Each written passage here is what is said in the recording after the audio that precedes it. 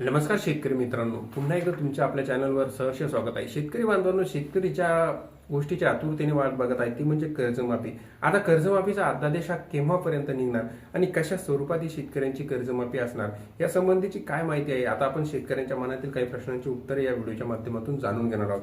तर शेतकरी बांधवांनो, तुम्ही जर चॅनलवर नवीन आला असाल तर चॅनलला लाईक, शेअर आणि सबस्क्राईब करायला विसरू नका. आजचा आपला हा विषय जो आहे शेतकरी बांधवांनो, तो म्हणजे शेतकरी कर्जमाफी यादीचे लेखपरीक्षण. हे शेतकरी पात्र यादीतून कोणते शेतकरी वगळण्यात येणार आणि कोणते शेतकरी ऍड करण्यात येणार, म्हणजे आता शेतकऱ्याची कर्जमाफी आहे त्याचा अध्यादेश केव्हा निघणार ही सुद्धा माहिती आपण या व्हिडिओच्या माध्यमातून जाणून घेणार आहोत. तर शेतकरी बांधवांनो, तुम्ही जर आपल्या चॅनलवर नवीन आला असाल तर चॅनलला लाईक, शेअर आणि सबस्क्राईब करायला विसरू नका. चला तर आता आपण व्हिडिओला सुरुवात करूया. कुठल्या उपाययोजना कराव्या याबाबत सुद्धा सरकारने काय माहिती दिली आहे या संबंधीची आपण माहिती घेणार आहोत.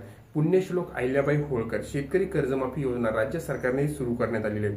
30 जूनपूर्वी त्यांनी डेडलाईन ही सुद्धा घोषणा करण्यात आलेली होती. मग या प्रकरणात अध्यादेश केव्हा निघणार, तत्पूर्वी कुठल्या उपाययोजना कराव्या लागणार आणि आयुक्तांनी कोणकोणते आदेश दिलेले आहेत या जर आपण बघितलं, अध्यादेश निघाल्यानंतर काय खबरदारी घ्यावी याची सुद्धा सूचना देण्यात आलेल्या आहे. त्यामुळे प्रामुख्याने जर आपण बघितलं, ऑनलाईन स्वरूपात ज्या थकीत शेतकऱ्यांची नावे दाखल झाली त्या शेतकऱ्यांच्या थकीत कर्जाचे ऑडिट करण्याच्या सुद्धा सूचना ह्या देण्यात आलेल्या आहेत.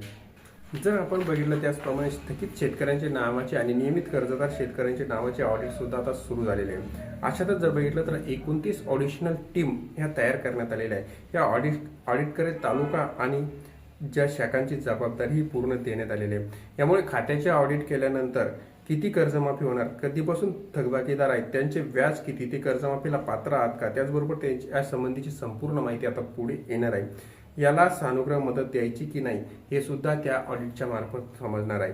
ही यादी नंतर पोर्टलवर पुन्हा एकदा अपलोड केली जाणार. या संपूर्ण कामासाठी अध्यादेश निघाल्यावर 15 दिवसाचा कालावधी हा लागत असतो. पेरणी काही दिवसावर येऊन ठेपलेली आहे. अशातच जर बघितलं तर शासकीय उपाययोजना अद्यापही बाकी आहेत. अध्यादेश निघाल्यानंतर विविध प्रक्रिया पार पाडल्या जातात. यामुळे नव्याने कर्ज सुद्धा शेतकऱ्यांना मिळणार आहे. थंब ऑथेंटिक म्हणजे थंबवर हे राहणार आहे का, तर आपण बघूया. ऑडिट नंतर पात्र शेतकऱ्यांची रक्कम मिळवण्यास पात्र आहात का नाही, मात्र ही कर्जमाफी रक्कम थेट शेतकऱ्यांच्या खात्यामध्ये वळती होणार आहे. त्यासाठी कर्जमाफीला जर आपण बघितलं तर पात्र असण्यासाठी थंबचे द्यावं लागणार आहे. यानंतर पात्र शेतकऱ्यांच्या खात्यात मदतीची रक्कम ही डायरेक्ट जमा होणार.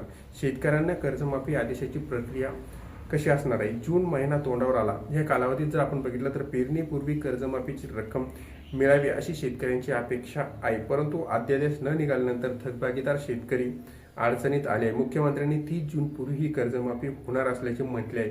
म्हणजे 30 जून पूर्वी पाऊस बरसला तर शेतीची कामे कशी करायची असा प्रश्न सुद्धा शेतकऱ्यांसमोर आहे. परंतु आता जर बघितलं आपण तर अध्यादेश हा निघणारच आहे, निघण्यात आहे. कारण अध्यादेश नंतर 15 दिवस हे टीमला काम करण्यासाठी लागत असतात.